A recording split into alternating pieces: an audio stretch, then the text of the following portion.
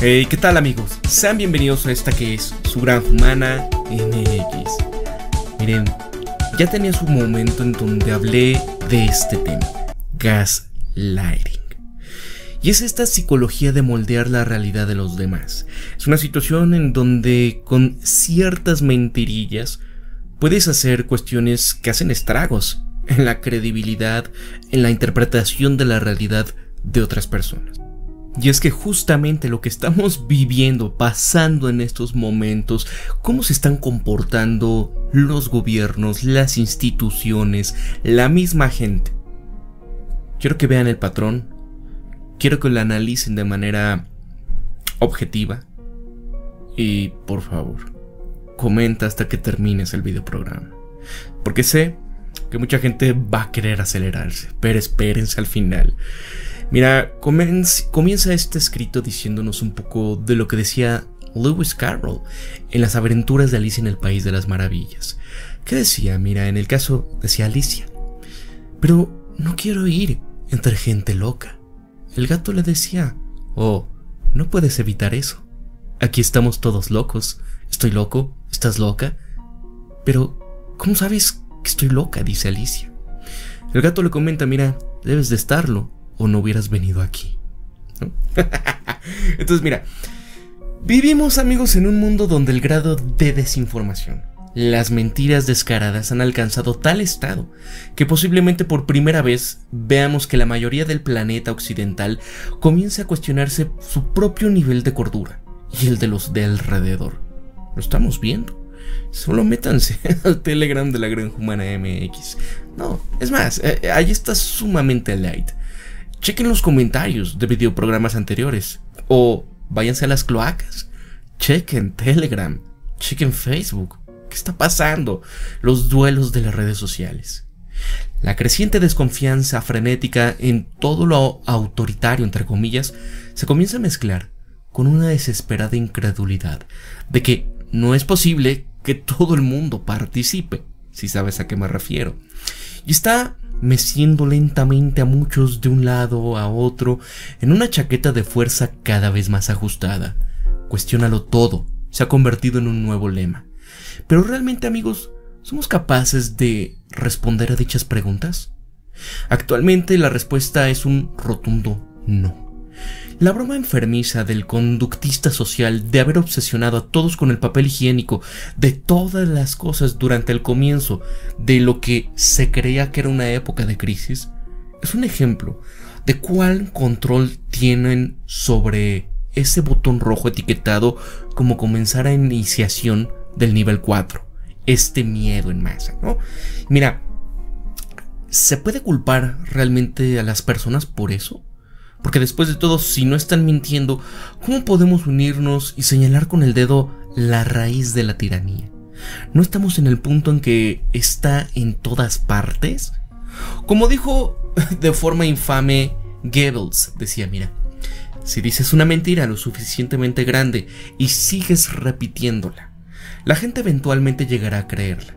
La mentira solamente puede mantenerse mientras el Estado pueda proteger al pueblo de las consecuencias políticas, económicas o militares de dicha mentira. Por tanto, se vuelve de vital importancia para el Estado utilizar todos sus poderes para reprimir a la disidencia, porque la verdad es el enemigo mortal de la mentira y por tanto, la verdad es el mayor enemigo del Estado. Esto era bajo el régimen fascista en Alemania. Y aquí nos encontramos ahora, al borde de algo similar. Y sin embargo, primero tenemos que aceptar perder nuestros derechos civiles como colectivo antes de que éste pueda dominar por completo una vez más. Es decir, miren, la gran mentira solamente puede tener éxito si la mayoría no lo denuncia. Porque si la mayoría la reconociera por lo que es, realmente no tendría poder. ¿Qué pasa con esto que es una batalla por tu mente? Esto lo decía William Sargant. Decía: mira, los políticos, sacerdotes y psiquiatras a menudo se enfrentan en este mismo problema. ¿Cómo encontrar este medio más rápido y permanente de cambiar la creencia de un hombre? El problema del médico y su paciente nerviosamente enfermo y el líder religioso se proponen ganar y mantener nuevos conversos. Se ha convertido ahora en el problema de grupos enteros de naciones que desean no solo confirmar ciertas creencias políticas dentro de sus fronteras, sino también hacer proselitismo en el mundo exterior. Esto lo decía ya William Sargant en La batalla de la mente. Y mira, se había pensado también comúnmente en el pasado, y no sin fundamento, que la tiranía solo podía existir en la condición de que la gente fuera analfabeta e ignorante de su opresión. Pero reconocer que uno estaba oprimido, entre comillas, significaba que primero debía de tener esta idea de lo que era la libertad, entre comillas. Y si así se le permitía el privilegio de aprender a leer, este descubrimiento era inevitable. Y si la educación de las masas podía convertir a la mayoría de la población en alfabetizada, se pensaba que las ideas superiores, el tipo de ideas peligrosas que Mustafa Mond, por ejemplo, expresó en Un mundo feliz, organizarían rápidamente a las masas a una revolución. Contra sus controladores sería inevitable. En otras palabras, los conocimientos es libertad y no se puede esclavizar a quienes aprenden a pensar. Sin embargo, no se ha desarrollado exactamente de dicha manera, ¿verdad, amigos? Porque la gran mayoría de nosotros sí somos libres de leer lo que queramos, en términos pues de libros entre comillas prohibidos, como los enumerados por The Index Librorum Prohibitum. Podemos leer cualquiera de los escritos que fueron prohibidos en El mundo feliz, y en particular las obras de Shakespeare, que fueron nombradas como formas de, entre comillas, conocimiento absolutamente peligrosas. Ahora tenemos mucha libertad para educarnos de cierta manera, o entre comillas, sobre estas mismas ideas, que los tiranos del pasado reconocieron como el antídoto para una vida de esclavitud. Y sin embargo, hoy en día, la mayoría opta simplemente por no. Se reconoce, aunque superficialmente, que quien controla el pasado controla el presente y que por lo tanto también el futuro. Y en el libro de Orwell de 1984 se destaca esto como la característica esencial que permite al aparato del Gran Hermano mantener este control absoluto sobre el miedo, la percepción y la lealtad a la causa del partido. Y sin embargo, a pesar de su popularidad, todavía existe esta falta de interés e información realmente uno mismo sobre el pasado.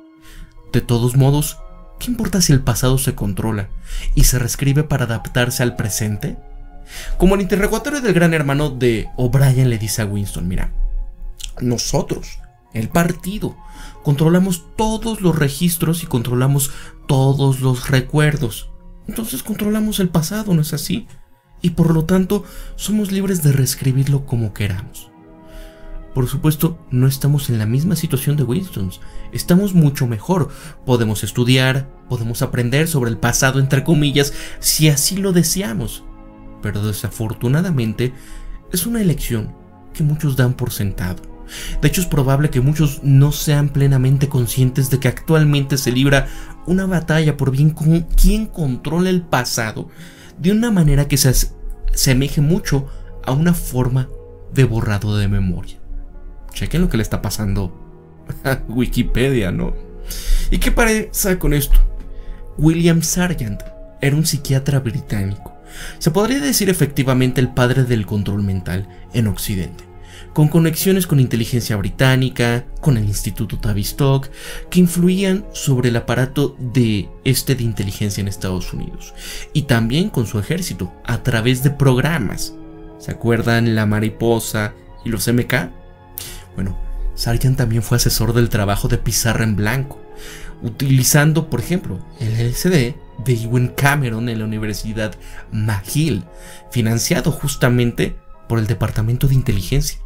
Y Sargant explica su razón para estudiar y utilizar formas de control mental en sus pacientes, que eran principalmente soldados británicos que fueron enviados de regreso de los campos de batalla sobre la segunda gran intervención por la democracia, que tenían diversas formas, entre comillas, de psicosis, como la única forma en que se podía rehabilitar formas extremas del trastorno de estrés postraumático. Bueno, la otra razón fue porque los soviéticos aparentemente pues los habían convertido, entre comillas, en expertos en el campo. Y por necesidad de seguridad nacional, los británicos tendrían que convertirse a su vez en expertos también como una cuestión de autodefensa, por supuesto. Y el trabajo de Iván Pavlov, un fisiólogo ruso, había logrado producir algunas ideas inquietantes e interesantes sobre 4 formas primarias de sistemas nerviosos en los perros. Eran combinaciones de temperamentos inhibitorios y excitador. Por ejemplo, fuerte excitador, equilibrado, pasivo y tranquilo imperturbable. Pavlov descubrió que, dependiendo de la categoría del temperamento del sistema nervioso que tuviera un perro, y esto a su vez dictaba la forma de condicionamiento que funcionara mejor para programar el comportamiento de este. La relevancia de este condicionamiento humano no pasó desapercibida para nadie. Se temía en Occidente que tales técnicas no solamente se usarían contra soldados para invocar confesiones desinhibidas y fluidas al enemigo, sino que estos soldados podrían ser enviados de regreso a sus países de origen, así como si fueran una especie de personas zombificadas, espías que pudieran ser atacados con una simple palabra código, ¿no? El trigger que le llaman, este gatillo con ciertas palabras. Y al menos estas fueron las historias de suspenso de películas que se les dio a la población. Y era así terrible si tú lo veías, ¿verdad? ¿Se acuerdan la película donde sale Leonardo DiCaprio que se llama Shutter Island o La Isla Siniestra? Bueno, que el enemigo aparentemente podía entrar en lo que se pensaba que era el único terreno sagrado de nosotros, nuestra mente. Sin embargo, para aquellos que realmente están librando el campo de investigación del control mental, como en el caso de William Sargant, se entendía que no era exactamente así como funcionaba este. Por un lado, la cuestión del libre albedrío, entre comillas, se interponía en el camino. Independientemente de la duración o el grado de electroshocks, que era una terapia con insulina, los cócteles tranquilizantes, las comas inducidos, la privacidad del sueño, la inanición, etc. Estos inducidos se descubrió que si el sujeto tenía una fuerte convicción, una fuerte creencia en algo, esto no puede borrar simplemente, no se puede escribir con cualquier cosa arbitraria. Más bien el sujeto tendría que tener una ilusión de que su condicionamiento, entre comillas, era de hecho una elección. Y esta fue una tarea extremadamente desafiante, y las conversiones a largo plazo, que eran meses a años, fueron raras. Sin embargo, Sargant vio la oportunidad. Se entendió que no podía crear un nuevo individuo desde cero, y sin embargo, con el acondicionamiento adecuado, que estaba destinado a conducir a un colapso físico usando, estrés anormal, efectivamente, un reinicio del sistema nervioso, no podría aumentar la sugestión notablemente en sus temas. Sargant escribió en su Batalla de la Mente, las descripciones clínicas de Pavlov de las neurosis experimentales que podían inducir en perros demostraron, de hecho, tener una estrecha correspondencia con esas neurosis, de guerra que estábamos investigando en ese momento. Y amigos, además, Sargant descubrió que una memoria falsamente implantada podría ayudar a inducir un estrés anormal que llevaría a un agotamiento emocional, al colapso físico para invocar la sugestión. Es decir, uno ni siquiera necesitaba tener un estrés real, pero un estrés imaginado, entre comillas, funcionaría con la misma eficacia. Sargant continuó afirmando en su libro, no es sorprendente que la persona común en general sea adoctrinada con mucha más facilidad que lo anormal. Una persona es considerada ordinaria o normal por la comunidad simplemente porque acepta la mayoría de sus estándares sociales y patrones de comportamiento. Y esto significa, de hecho, que es susceptible de sugestión y que ha sido persuadido de ir con la mayoría de las ocasiones más ordinarias o extraordinarias. Ojo con eso, amigos. Amigos, vean, ¿no? Todos aquellos que se dicen, es que es una persona rara, etc.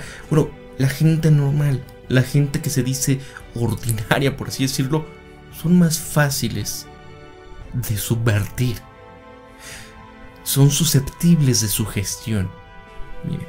Sargant luego repasa el fenómeno del London Blitz, que fue un periodo de 8 meses de fuertes bombardeos en Londres durante la segunda gran intervención por la democracia.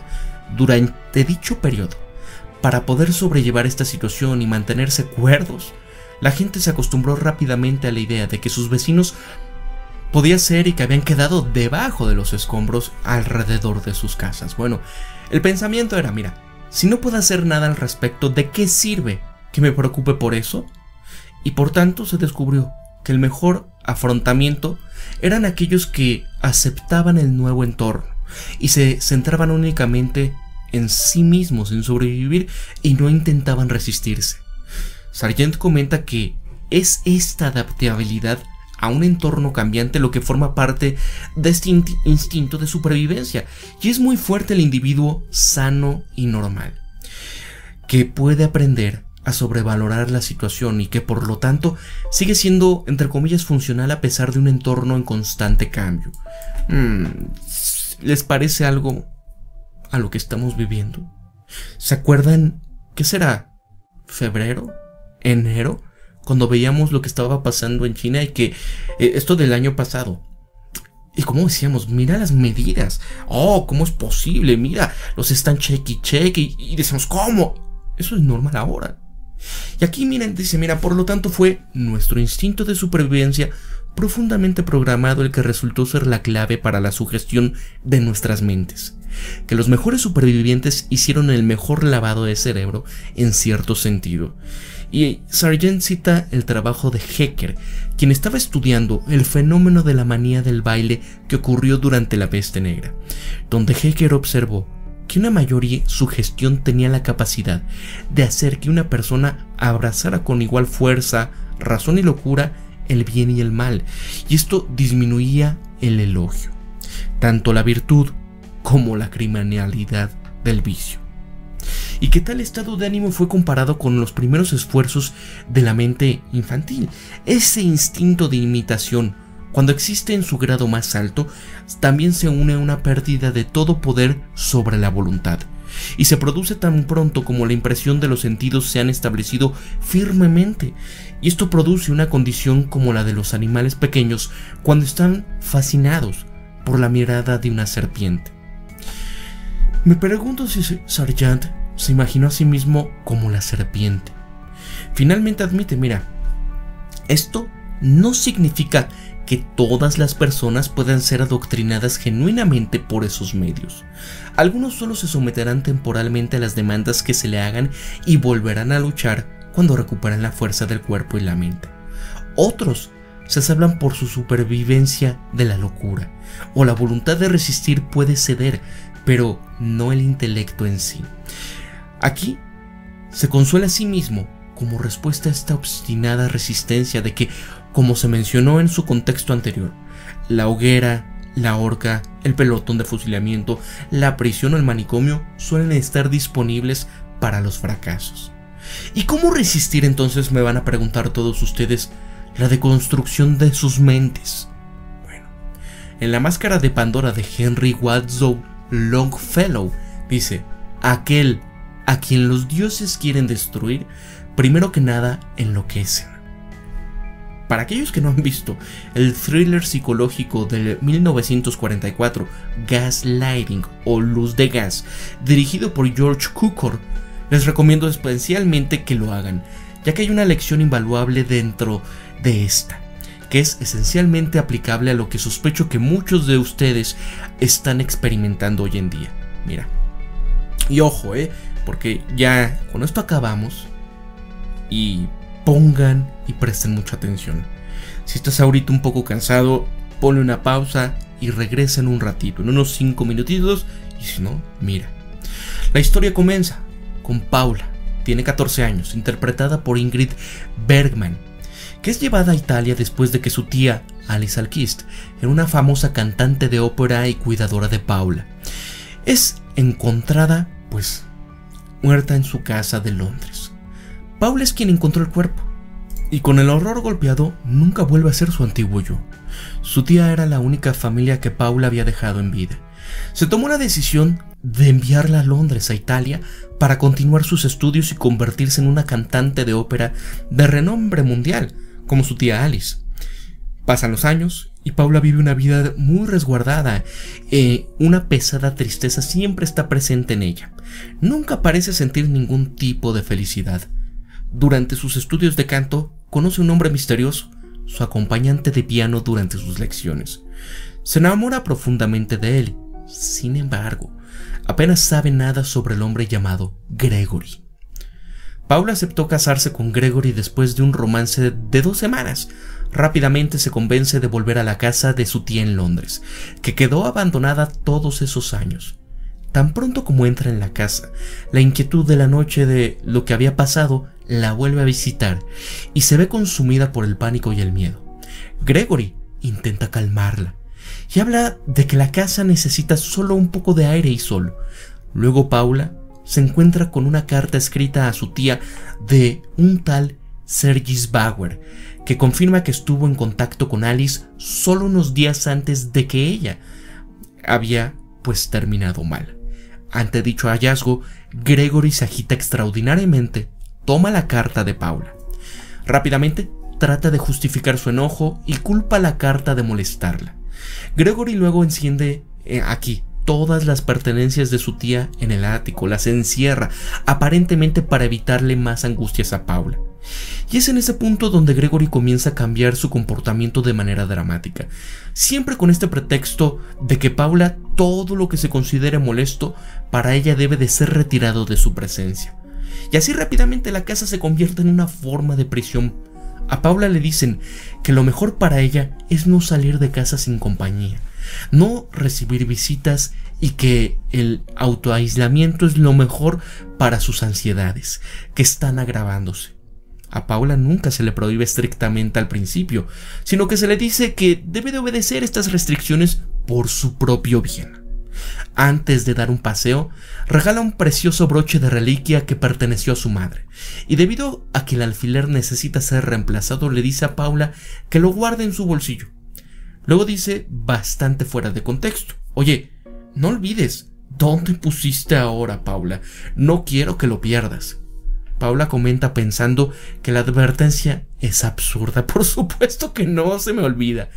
Y cuando regresan de su paseo, Gregory le pide el broche. Paula busca en el bolsillo, pero este no está. Así continúa, con Gregory dándole advertencias y recordatorios, aparentemente para ayudar a Paula con su olvido. Y bueno, aquí con su ansiedad también. Paula comienza a cuestionar su propio juicio y su cordura a medida que estos eventos se van volviendo cada vez más frecuentes. No tiene a nadie más con quien hablar más que a Gregory, que es el único testigo de estos aparentes contratiempos. Llega un punto en el que Gregory le atribuye a Paula un comportamiento completamente sin sentido. Una pintura se encuentra desaparecida en la pared una noche. Gregory habla con Paula como si fuera una niña de 5 años y le pide que lo devuelva. Paula insiste en que no sabe quién lo quitó. Después de su persistencia y apasionada insistencia de que no era ella, sube las escaleras casi como si estuviera en un estado de sueño. Saca el cuadro detrás de una estatua y Gregory pregunta que por qué mintió. Desde hace 2 semanas, Paula piensa que ha estado viendo cosas. Las luces de gas de la casa se apagan sin motivo. También oye pasos sobre su dormitorio. Nadie más parece darse cuenta. Gregory también le dice a Paula que se enteró de que su madre, quien falleció cuando ella era muy joven, en realidad se había vuelto loca y que murió en un asilo. A pesar de que Paula se ve reducida a un estado de estupor continuo, una noche decide tomar una posición y recuperar el control de su vida. Una de las amigas íntimas de la tía Alice, Lady Darlor, invita a Paula a asistir a una velada en la alta sociedad con actuaciones musicales. Recuerda que la vida de Paula giraba en torno a la música antes de su encuentro con Gregory. La música era su vida. Y Paula se viste magníficamente para la noche. Al salir, le dice a Gregory que irá a ese evento. Gregory intenta convencerla de que no se encuentre lo suficientemente bien para asistir a una reunión tan social. Y cuando Paula insiste tranquilamente en que va y que esta mujer era una querida amiga de su tía, Gregory responde que se niega a acompañarla. En esos días eso fue un gran problema. Paula lo acepta y camina con gran solidez y dignidad, y sin inmutarse hacia el carruaje tirado por los caballos. Hay una escena muy reveladora. Gregory se queda momentáneamente solo y presa del pánico, con los ojos desorbitados. Cierra la caja de los puros, corre detrás de Paula, la llama entre risas y dice: «Paula, ¿no pensaste que hablaba en serio? No tenía idea de que esta fiesta significaba tanto para ti. Espera, déjame arreglo». Mientras se paraba frente al espejo, aparece una sonrisa diabólica. Paula y Gregory llegan tarde a la casa de Lady Lerlow y el pianista está en medio del primer movimiento de la sonata para piano número 8 de Beethoven en do menor. Rápidamente, los acompañantes a 2 asientos vacíos, Paula se sumerge de inmediato en la pieza. Gregory puede ver su control está resbalándose. Después de solamente unos minutos, va a mirar a su reloj en el bolsillo, pero no está en su bolsillo. Le susurra al oído a Paula: «Falta mi reloj». Inmediatamente, Paula parece que se va a poner enferma. Gregory toma su bolso y Paula mira con horror mientras saca su reloj de bolsillo, insinuando que ella lo había puesto allí. Inmediatamente comienza a perder el control y tiene un colapso emocional muy público. Gregory se la lleva y mientras le comenta a Lady Dalroy que por eso es que no quería que ella viniera en primer lugar. Cuando llegan a la casa, Paula ya ha sucumbido por completo a la idea de que ha hecho completamente el ridículo, que ha parecido una loca. Gregory dice que sería mejor si se fueran a algún lugar en un periodo de tiempo indefinido. Más tarde descubriremos que Gregory tiene la intención de enviarla a un asilo. Paula acepta irse a Londres con Gregory y deja su destino eternamente en sus manos. Y en el caso de Paula está claro, ella ha sospechado de que Gregory tiene algo que ver con su situación.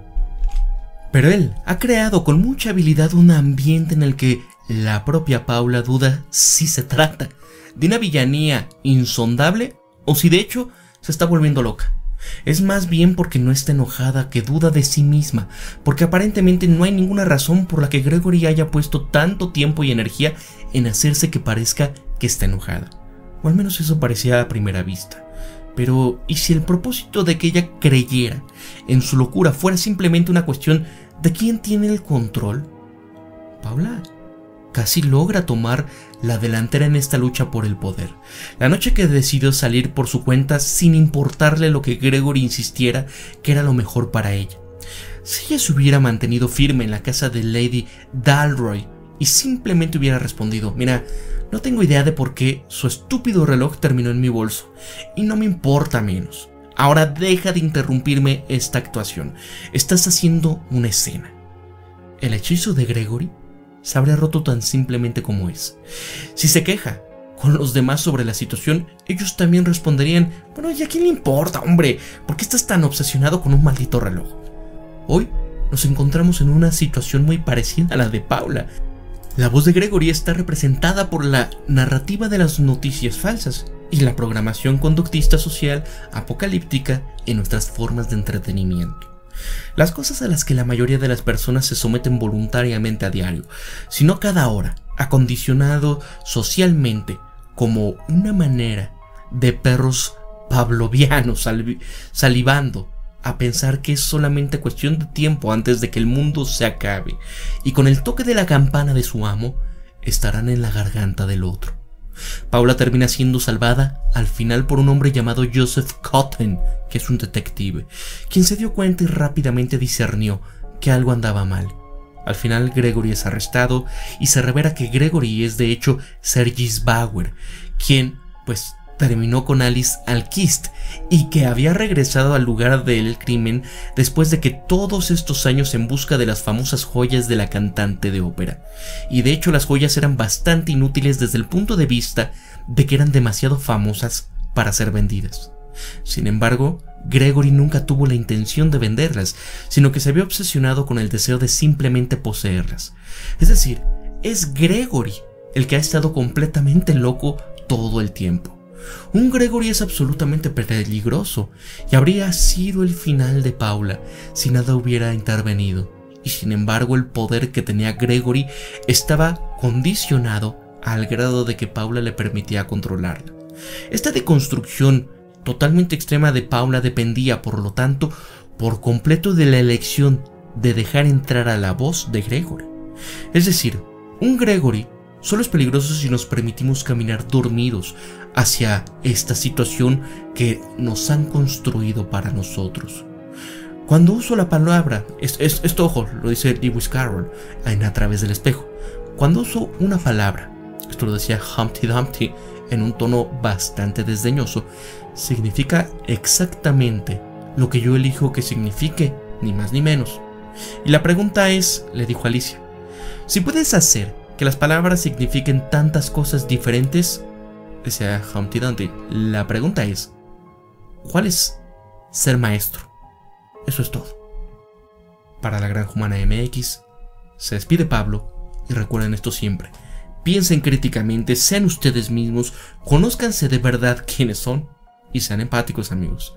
Espero que les haya gustado esto y miren, no nada más es una cuestión de hacer la extrapolación con el presente que estamos teniendo de esta situación, sino piensa qué personas de tu entorno en el mundo físico hacen también esto. Hay mucha gente que está pasando por el gaslighting. Aléjate de esa gente que te intenta de imponer esto. Pasa mucho con las parejas, así que tengan cuidado. Si les gustó este videoprograma, déjame un pulgar arriba. Si crees que le va a ayudar a alguien, que sepas que está teniendo así a una persona como Gregory, compárteselo. Es importante, la verdad. Nos vemos hasta la próxima y bueno, solamente aquellos que estén en la posibilidad de apoyar al canal, puede ser con un super chat, puede ser uniéndote como miembro del canal, aquí abajito desde 9 pesitos mexicanos o 37 centavos de dólares, más que suficiente. En mi Patreon también, la dirección está acá abajo en la descripción del video. Muchas gracias, amigos, y si lo están viendo en diferido, también hay un corazoncito aquí abajo en donde también me puedes apoyar. Muchas gracias a todos, recuerden esto siempre, piensen críticamente, sean ustedes mismos, conózcanse de verdad quiénes son y sean empáticos, amigos. Para la Granja Humana MX, nos vemos hasta el próximo videoprograma. Hasta luego.